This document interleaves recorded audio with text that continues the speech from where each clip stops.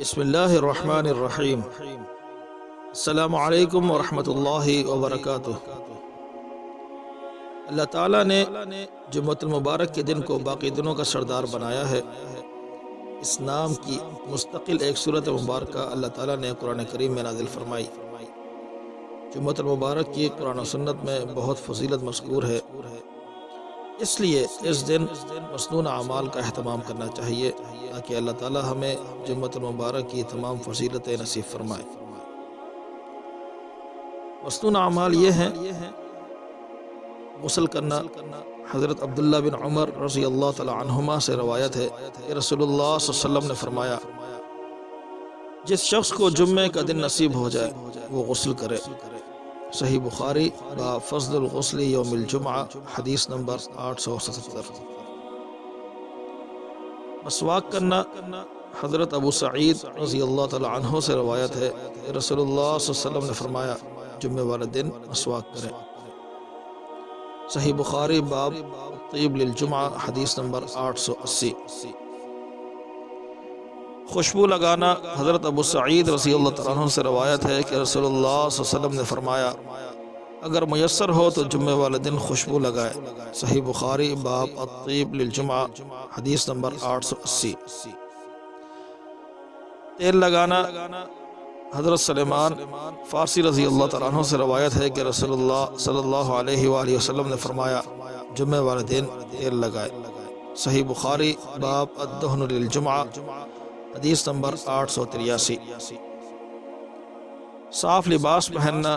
حضرت ابو ذر غفاری رضی اللہ تعالیٰ عنہ سے روایت ہے کہ رسول اللہ صلی اللہ علیہ وسلم نے فرمایا، جمعے والے دن اچھا لباس پہنے۔ سنن ابن ماجہ باب ما جاء فی الزینۃ یوم الجمعہ، حدیث نمبر 1097۔ جمعے کے دن نماز فجر کی مسنون تلاوت۔ حضرت ابو ہریرہ رضی اللہ تعالیٰ عنہ سے روایت ہے کہ نبی کریم صلی اللہ علیہ وسلم جمعے والے دن نماز فجر کی پہلی رکعت میں سورہ الف لام تنزیل یعنی سجدہ اور دوسری رکعت میں هل اتى على الانسان یعنی سورۃ الدہر پڑھا کرتے تھے۔ صحیح بخاری باب ما یقرأ فی صلاۃ الفجر یوم الجمعہ، حدیث نمبر 891۔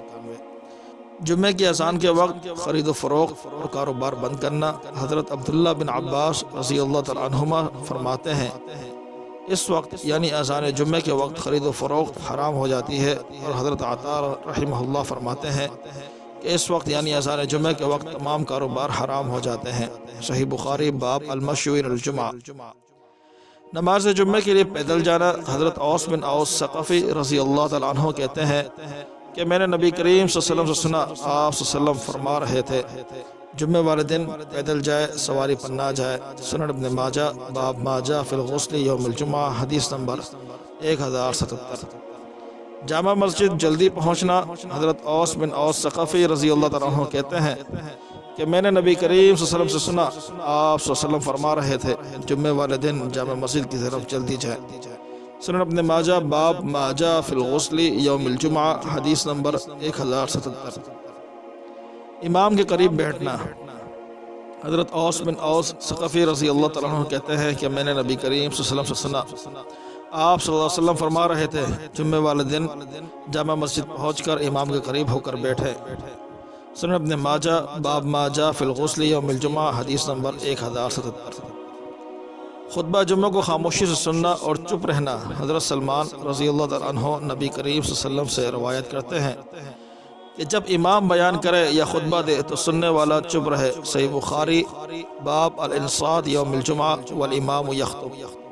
حضرت اوس بن اوس رضی اللہ تعالیٰ عنہ سے روایت ہے کہ نبی کریم صلی اللہ علیہ وسلم نے فرمایا، جمعے والے دن جامع مسجد پہنچ کر امام کے قریب ہو کر بیٹھیں اور خوب خاموشی سے سنیں اور مکمل چپ رہیں۔ المعجم الکبیر للطبرانی باب فی الغسل یوم الجمعہ، حدیث نمبر 587۔ نماز جمعہ کی مسنون تلاوت۔ حضرت ابن ابی رافع رحمہ اللہ کہتے ہیں کہ ہمیں حضرت ابو ہریرہ رضی اللہ تعالیٰ عنہ نے جمعے کی نماز پڑھائی، اس کی پہلی رکعت میں سورۃ الجمعہ اور دوسری رکعت میں سورۃ المنافقون کی تلاوت کی۔ آپ رضی اللہ تعالیٰ عنہ فرماتے ہیں کہ میں نے خود رسول اللہ صلی اللہ علیہ وسلم کو انہی دو صورتوں کی نماز جمعہ میں تلاوت کرتے ہوئے سنا۔ صحیح مسلم باب ما یقرأ فی صلاۃ الجمعہ، حدیث نمبر 1491۔ نماز جمعہ میں تلاوت کے بارے میں ایک اور حدیث میں ملاحظہ فرمائیں۔ حضرت نعمان بن بشیر رضی اللہ تعالیٰ عنہ سے روایت ہے کہ رسول اللہ صلی اللہ علیہ وسلم عیدین اور نماز جمعہ کی پہلی رکعت میں سورۃ الاعلیٰ اور دوسری رکعت میں سورۃ الغاشیہ کی تلاوت فرمایا کرتے تھے۔ صحیح مسلم باب ما یقرأ فی صلاۃ الجمعۃ، حدیث نمبر 1492۔ درود پاک کثرت سے پڑھنا۔ حضرت ابو الدرداء رضی اللہ تعالیٰ عنہ سے روایت ہے کہ رسول اللہ صلی اللہ علیہ وسلم نے فرمایا، مجھ پر جمعے کے دن کثرت کے ساتھ درود بھیجا کرو۔ سنن ابن ماجہ باب ذکر وفاتہ و دفنہ صلی اللہ علیہ وسلم، حدیث نمبر 1637۔ نماز جمعے کے بعد کھانا کھانا اور قیلولہ کرنا۔ حضرت سہل رضی اللہ تعالیٰ عنہ فرماتے ہیں کہ ہم صحابہ کرام رضوان اللہ اجمعین نماز جمعے کے بعد قیلولہ یعنی دن کے ایک حصے میں تھوڑی دیر کے لیے سونا کرتے اور کھانا کھاتے۔ صحیح مسلم باب وقت صلاۃ الجمعہ، حدیث نمبر 1946۔ سورۃ الکہف تلاوت کرنا۔ حضرت علی بن ابی طالب رضی اللہ تعالیٰ عنہ سے روایت ہے کہ رسول اللہ صلی اللہ علیہ وسلم نے فرمایا، جس شخص نے جمعے والے دن سورۃ الکہف کی تلاوت کی تو وہ آئندہ جمعے تک ہر طرح کے فتنے سے بچ جاتا ہے، یہاں تک کہ اگر دجال بھی نکل آئے تو اس سے بھی محفوظ رہے گا۔ الحدیث المختارہ للمقدسی، حدیث نمبر 430۔ حدیث شریفہ کی روشنی میں جمعے کے دن قبولیت والی گھڑی کے متعلق علماء نے 2 وقتوں کا ذکر کیا ہے۔ دونوں خطبوں کا درمیانی وقت جب امام ممبر پر کچھ لمحات کے لیے بیٹھتا ہے، زبان کے بجائے دل میں صرف دعا کرے۔ غروب آفتاب سے کچھ وقت قبل۔ اللہ کریم سے دعا ہے کہ ہمیں مبارک ایام کو سنت کے مطابق گزارنے کی توفیق عطا فرمائے۔ وآخر دعوانا الحمدللہ رب العالمین۔